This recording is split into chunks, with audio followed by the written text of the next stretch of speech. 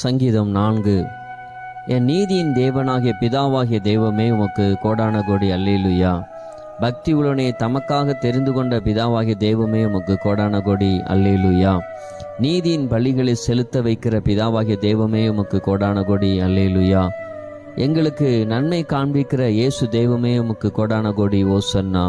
உம்முடைய முகத்தின் ஒளி எங்கள் மேல் பிரகாசிக்க பண்ணுகிற தெய்வமே உமக்கு கோடான கோடி ஓசன்னா.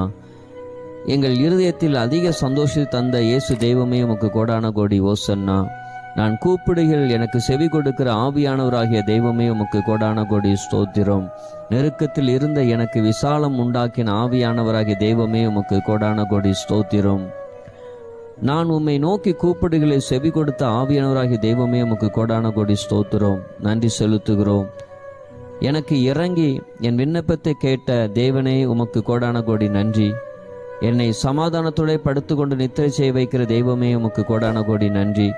என்னை சுகமாய் தங்க பண்ணுகிற தெய்வமே உமக்கு கோடான கோடி ஸ்தோத்திரம்.